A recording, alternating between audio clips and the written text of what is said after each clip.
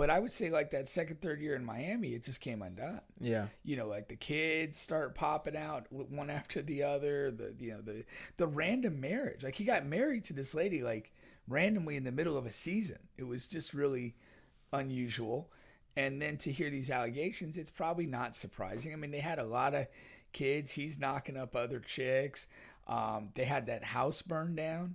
Like they had a lot of going on. It's if you're a guy that has a propensity for violence, you certainly had the external stress factors present to push that to the front of the table. But Tyreek Hill is back in the news now. His ex-wife Keita accuses him of domestic violence, claims 8 incidents, including one where he spat on her. I don't know this new thing with spitting. It's like really, it's a fucking phenomenon. Incredibly popular. And the Tyreek Hill thing is interesting. We may have correctly laid out the Miami Dolphins season before the season started. We put it on TikTok. Those guys are coming at us heavy on TikTok. You guys don't know anything about football. Miami Dolphins are going to be in the mix. What are you talking about? And I told all those guys to say, all right, man, just hit us up in a couple of weeks. If we're wrong, let us know. If not, I still want to hear from you, okay? They probably won't be hearing from you. And Tyreek Hill is one of the main reasons why we thought it's just, the whole vibe has been off the entire offseason. And this is just football I'm talking about right here. And you got him and the Tua thing, and then he's calling out A-Chain and on all season saying he shouldn't be in short line, short run plays or whatever. But then when you mix in, and Tyreek has always had off the field issues. Well, specifically domestic violence. If you remember, like he was a guy, I think he ended up in JUCO, and then he had some domestic violence stuff. Every big school wanted him, but they couldn't take him because of of that stuff hanging over. He ended up at Oklahoma State, and then even going into the draft process, a lot of teams didn't have him on the board because of that. Now, once he got to the league and he was with the Chiefs, and it was a little quiet for early into his Dolphins tenure, he kind of had a certain charm to him, and seemed to be staying out of trouble. But I would say like that second, third year in Miami, it just came undone. Yeah. Like the kids start popping out one after the other. The random marriage. Like he got married to this lady like randomly in the middle of a season. It was just really unusual. And then to hear these allegations, it's probably not surprising. I mean, they had a lot of kids. He's knocking up other chicks. They had that house burned down. Like they had a lot of shit going on. It's if you're a guy that has a propensity for violence, you certainly had the external stress factors present to push that to the front of the table. 100%. And then a lot of people are like, oh, it's only allegations. She could be lying and this and that. I'm like, I mean, I guess so, but it's like, come on, man. A guy with 1,000 of these type of incidents, and they just not like situations do happen. Remember he injured the heavy girl doing football drills. Yeah. He just all this stuff. That's just that happened too in Miami while he's with a Dolphin. Yeah. And it's like women do lie on men in some of these situations, and it's like a lone situation. You know what I mean? Like whatever. But like when you scrape together whatever 7, 8, 9, 10 over the course of your football career, it's like, come on, man.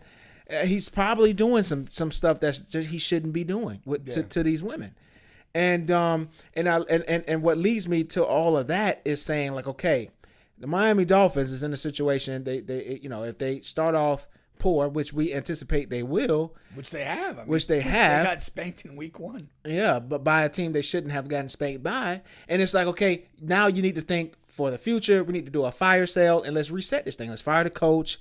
Let's trade some of our highest paid guys. Let's reset this thing and look for the future. And it's like, okay, Tyreek would be one of the first guys. He requested a trade last year. He's making a ton of money. He still has some you would think some high level play left, but like the Chiefs really need a guy But do you want to put your hands back on that with all it is? It's I money, mean, and with that heavy contract, from the Chiefs' perspective, I would imagine if they felt confident, if they could make the money work, I think they believe in themselves to make the off-field stuff work.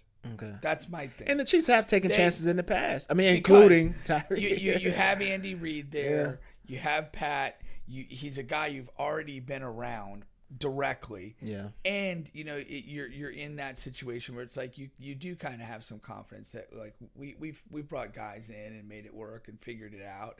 And I mean Kareem Hunt's a good redemption story. Yeah, so far. No, they have a couple. They've had a couple. So definitely, I mean, if there's a team out there, if the trade made sense and they can make the finances work, I think the Chiefs would probably do it.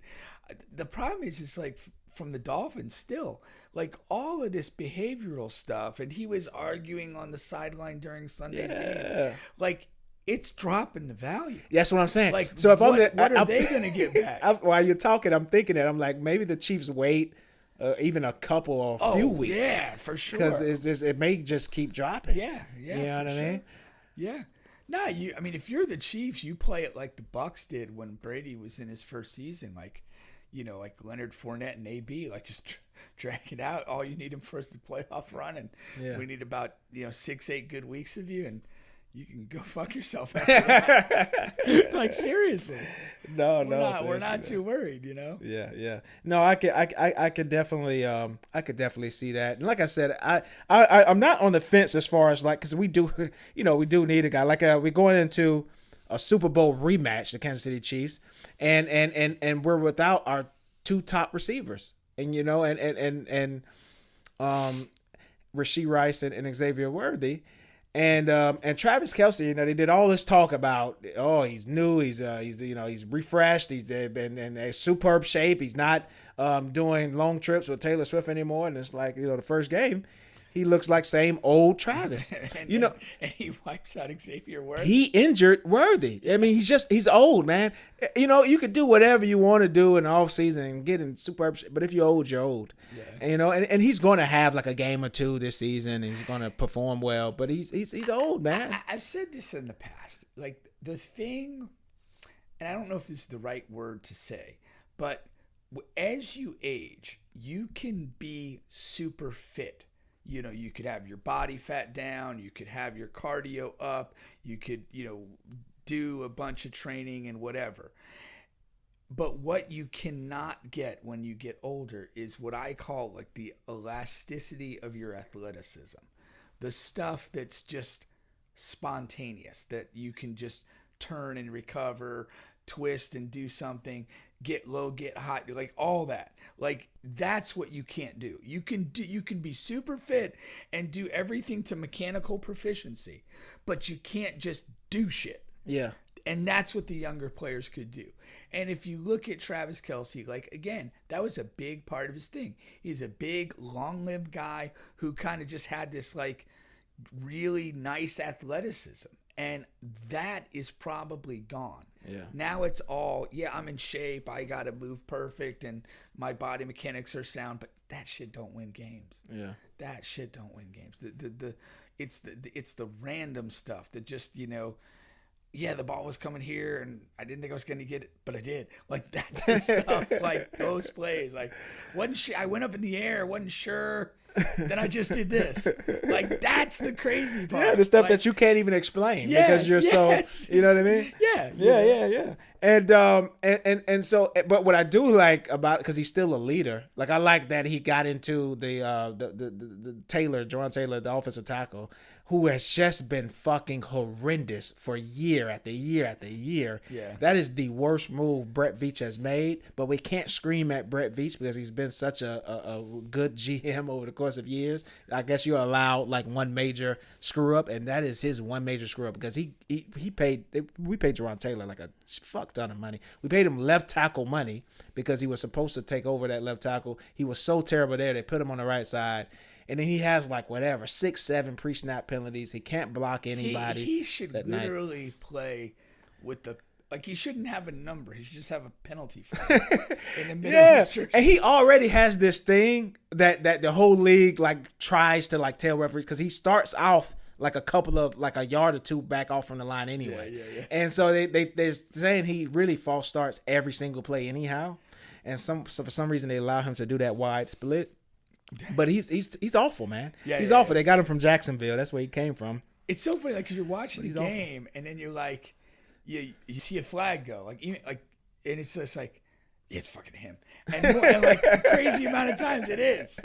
You're just like, damn, it just like it's. Oh, And it's that crazy. the offensive line has been the Chiefs' issue, and it's like, damn, if we don't have anybody else that could do better than him, this line must be in bad shape. Like, no reserves. I would hate for anybody to get hurt if we don't have anybody else.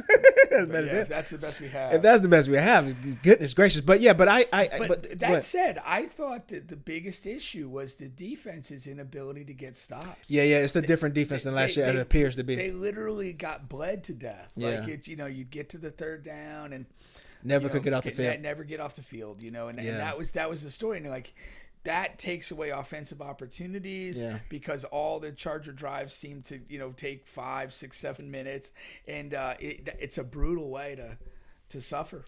But that was a big part of it. Yeah. No, for sure.